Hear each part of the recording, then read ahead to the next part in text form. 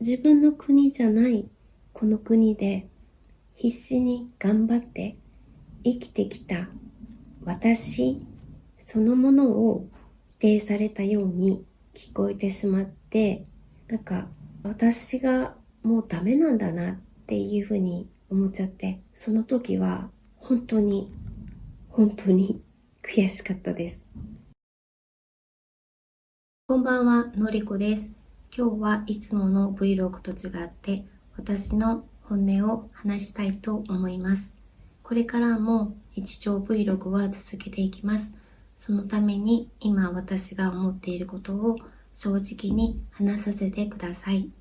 前回の動画で私を知ってくださった皆さん、そしていつも温かく見守ってくださっている皆さん、本当にありがとうございます。普段はスコットランドの風景や美味しいものとか家族の暮らしをお届けしています。海外での暮らしっていうのはキラキラした瞬間ばかりではなくて、皆さんにお届けしている動画は私の日常のほんの一部であって、言葉のこと、自分のこれからのこと、あとは夫との価値観のズレ、あとはお金のこと、いろんな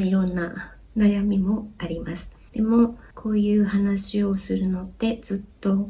怖くて、なかなか動画の中では言えませんでした。皆さんとちゃんと向き合いたいし、正直にいたいと思うので、私のことをもう少し知ってもらえたらと思って今日はカメラを回しています。カメラを見ながら話すのは初めてで、こうやって気持ちを話すのもとても苦手なので、たどたどしいかもしれませんが、一人の日本人女性としてスコットランドで悩んでいる私の本音をありのままに話したいと思います。簡単に自己紹介すると、今私は57歳で、日本で今の夫と出会い結婚をして、子供を2人産んで40になる手前に、こちらのスコットランドのエジンバラに来ました。今、子供たちは大学を卒業したばかりの娘と、今も大学生の息子がいます。スコットランドに住み始めた頃は一時帰国をするお金もなくて、2年に1度ぐらいしか日本に帰れませんでした。でも心の中でずっと強い気持ちがあって、自分で稼いだお金で毎年帰れるようになりたいっていう思いがありました。自分で、他に何か仕事はないかと思って個人事業主として8年ほど頑張って働いてきました。で、そうすることによって日本に帰る時も、日本に帰るのが2年に1回だったのが毎年1回、自分だけでなく子供3人で帰れたり、家族4人で帰ることができました。日本に帰る時の費用は全部自分で働いたお金を使うようになったので、それができるようになった自分を誇りに思っていました。8年間個人事業主として頑張ってきたんですけど、去年のちょうど1年ぐらい前ぐらいからなかなかうまくいかなくなってきて、で、収入が少しずつ減ってきて、今もうほとんどというかゼロに1年前になって、今はその1年前から仕事を探している最中です。いろいろなところに履歴書を送ってはいるんですけど、やっぱりこの年でしかも自分の国ではなくて新しい仕事を見つけるのが本当に厳しいのが現実です。で、個人事業主として8年間も働いていたので、何も他に経験がないし、英語が特別話せるわけでもないし、他に何かスキルがあるわけでもないので、本当に仕事が見つかりません。うちの場合は家のローンもまだ残ってるし、私の両親が元気なうちは毎年帰りたいっていう気持ちがあって、で、それと一緒に、あとは自分も年を取っていくので、自分の老後の心配もあるし、そういう出口が全く見えない日が続く中で、私ができることは何だろうっていうのをずっと探していました。そして、正直藁にもすがるような気持ちで始めたのがこの YouTube の投稿でした。でもちろん収益化するだけが目的じゃなくて、50代のうちにまた新しく何かを始めて学びたいっていう気持ちがあったので、挑戦しようと思って YouTube の投稿を始めました。少しずつ見てくださる方が増えてきて、で、広告収益も入るようになりました。これは本当にいつも見てくださる皆さんのおかげです。どうもありがとうございます。こうやって見てくださる方が増えてきて、たくさんのコメントをもらえるようになって、なんか本当に画面の向こうに人がいるんだっていうのがすごく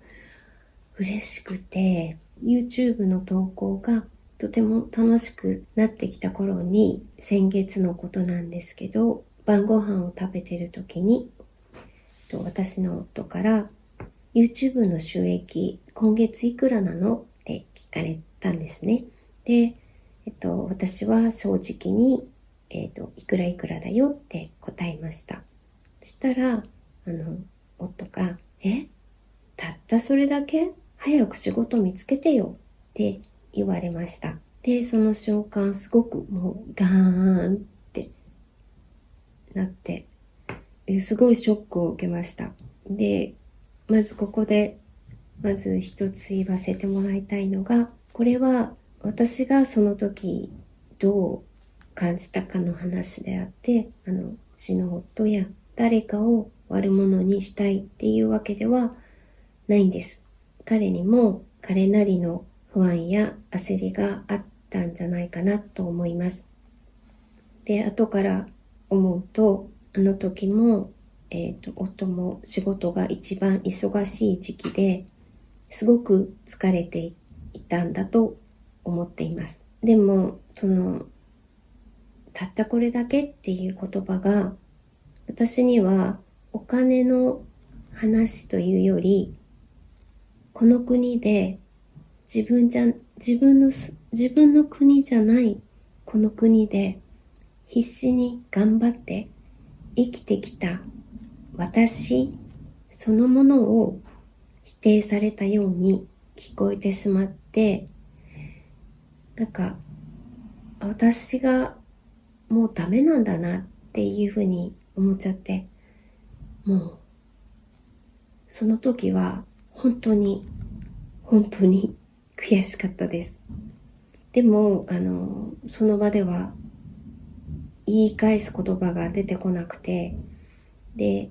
実際に本当に収入がないっていう現実が私の声を奪ったんだと思ってます。もしかしたら日本で家族のために頑張っている皆さんの中にも、私と同じように自分のお金で自由にどこかに行きたいとか、自分のお金で何か買いたいとか、自分の努力を認めてもらいたいと思っている方がいらっしゃるかもしれません。で、私はその夫に早く仕事を探してよって言われたその時は、その場で、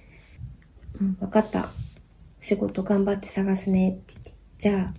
あ、先月からハウスクリーニングの仕事をまた始めました。ハウスクリーニングの仕事っていうのは、裕福な家庭の家に行って、そこの、キッチン、普通の家の掃除やキッチン、お風呂場、掃除するのが仕事です。私は40代の頃に最初の方でも話したんですけど、子供がまだ小さい時は、ハウスクリーニングの仕事を週6日ぐらい働いていたことがあったんですね。で、その時に腰をね、2回ほど痛めてぎっくり腰になったことがあります。なので、できたらそういう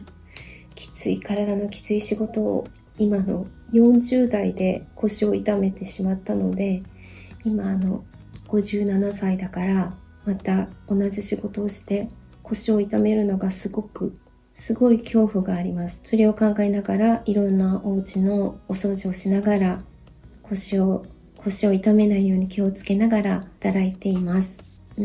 でもそれでもお金が少しでも入ってくるっていうのはゼロよりずっといいし、私も働いてるっていう実感があるので、自分にもいいことだなって思っています。それでも私が YouTube を続けているのは、純粋に動画投稿が楽しいからです。そして何より皆さんからいただく温かいコメントが私の大きな原動力になっています。本当にありがとうございます。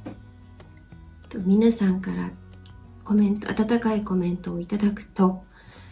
異国の地でなんとかあがきながら頑張っている自分に対して、